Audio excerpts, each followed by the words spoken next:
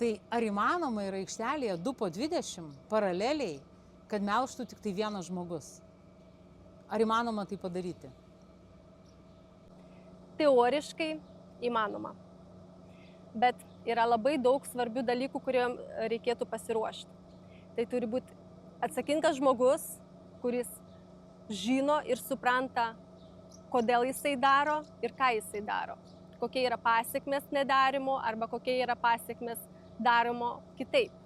Taip pat tai turi būti viską labai suorganizuota aplink tą žmogų ir kai naudosime sutrumpintą melžimo rutiną. Tai kaip turėtų atrodyti ta sutrumpinta melžimo rutina, kaip reikėtų išsaugoti tuos pačius svarbiausius momentus ir ką būtų galima praleisti ir paleisti. Ir kiek užtruktų vienos karvės apdorojimas pagal tą sutrumpintą melžimo rutiną.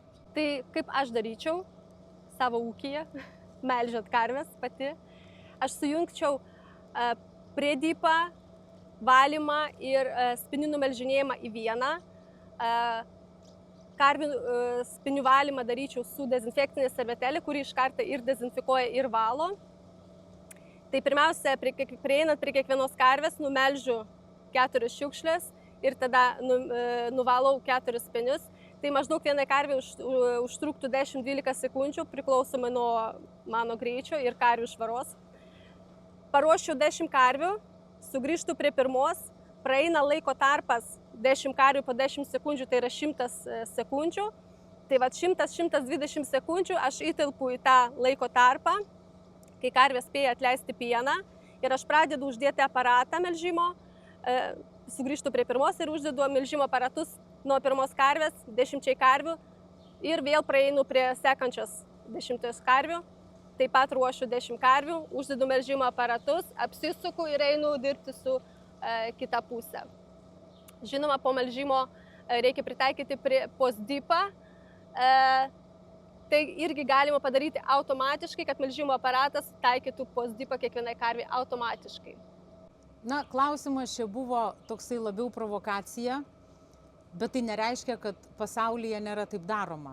Lietuvoje aš neradau nei vienos aikštelės, kuriame melžtų vienas žmogus 20 po 20. Netgi turbūt neradau nei vienos aikštelės, kur 14-15, kur yra tipiška vieno žmogaus aikštelė, 2 po 14, 2 po 15, kad melžtų vienas žmogus. Kartais net 2 po 10 melžia 2 žmonės. Ir kas yra liūdniausia, kada randi, pavyzdžiui, vieno žmogaus aikštelę, tarkim 2 po 10, tenai duobėje stovi 2 melžėjos. Ir tos 2 melžėjos net nesivargina padaryti pilną rutiną. Jos susitrumpina rutiną, praleidžia kažkokius tai žingsnius, atsipalaidavusios, neaišku, ar neišmokusios, ar nesąžiningai atliekančios savo darbą. Tačiau va čia būna toksai pats liūdniausias vaizdas, kada visa Lietuva šneka, kad nėra žmonių dirbančių fermose.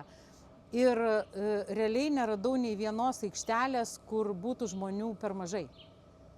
Ir yra begalybė aikštelių, kuriuose žmonių yra per daug. Tai va, tokia provokuojančia gaida šiandien turbūt ir norėtųsi baigti, kad teoriškai galima, ar verta, čia jau reikia spręsti patiem, nėra vieno sprendimo kiekvienai fermai, nėra vieno sprendimo kiekvienai aikšteliai. Kiekviena ferma ir kiekviena aikštelė turi savo vieną vienintelį sprendimą. Ir turi būti ir žmonės surinkti, ištreniruoti, ir rutinos nustatytos, ir karvės apsaugotos, ir pienas paimtas, ir visi svarbus dalykai turi būti atlikti.